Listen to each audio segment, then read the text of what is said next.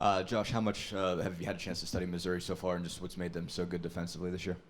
Yeah, I've been able to see them, and they're stout up front and they're strong in the back end. I mean, they lead the SEC in a lot of the main defensive categories. So we have to come out with our A game, come out ready to play, come out ready to execute in order to perform well.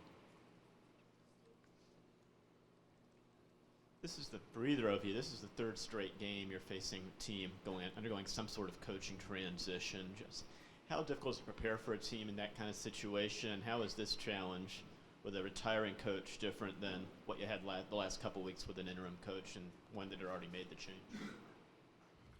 It doesn't really change anything in our preparation. The teams are still running the same schemes that they've been running the same throughout the season. So it doesn't really change anything based on our preparation, honestly.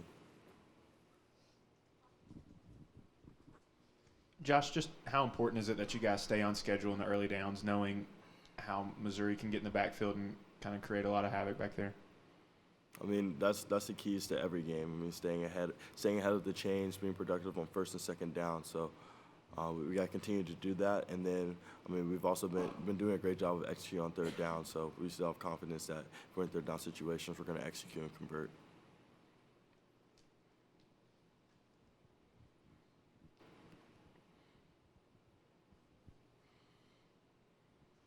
Working behind a line that's undergone all sorts of different combinations because of injuries and what have you. Just how's that line been so far for you, just in terms of protection? How do you feel about the way they perform for you?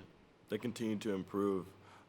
Each guy that steps up, and is making plays. So that's great to see him. You got Chance Hall, Jack Jones stepping in, as true freshman making plays, and then the rest of the guys across the board. So they're very interchangeable. They've done a great job as a unit this season.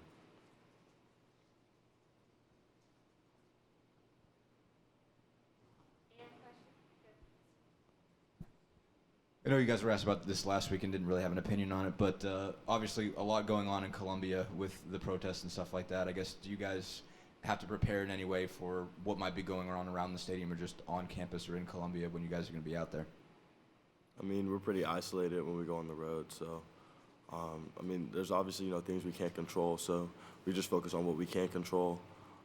We're aware of the situations, but we're also focused on what we have to do here to have a productive season. So we're just focused on what we can control going into the game. Josh, did you guys have a chance once you watched the Northwestern film to kind of figure out why you were struggling to get in a rhythm offensively and how you can avoid that this week? North Texas. We moved the ball throughout the game, and defense did a great job of playing complementary football, giving us good field position. So at times we would rather have taken advantage of that better, but we did productive things, and we were able to put up 24 points and come out with the victory. So we're not complaining from that part. Cam, as a defensive back, can you just discuss what it's like playing on that turf over at Neyland right now with it being so slick? And do you look forward to playing on field turf this weekend? I don't think it's a problem.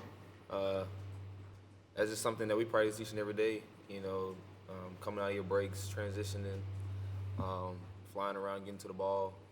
Of course, like I said, we're aware of, the field and things like that, and they're doing a great job of getting it fixed and corrected for us. But we just got to continue to do what we're doing out there on the field.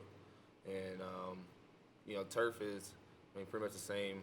It has its pros and cons as well, so it really doesn't matter what type of surface we're on. Joshua, I know you've had a chance to work with Peyton Manning a little bit in the summer since you've been here. What kind of teacher is he? Or is he just kind of lead by example, or does he give you details on what you need to do to be a better passer? He's a very detail-oriented person. You just see that and just how he carries himself and what you know about him and all the details that go into his preparation and his study about himself for the game and his opponent. So he's very detail-oriented, and he's always, teaching, instructing, coaching, giving little pointers of various drills, various pointers of just how to get better. So it's always great when you're able to be around him and learn from him. There's a fair amount of Georgia guys on Missouri. Do either of you guys have friends on that team, and have you been in touch with anybody since everything's unfolded over there? I know a couple of guys on the team, but I honestly haven't talked to them this season. I don't know anybody on the team. So.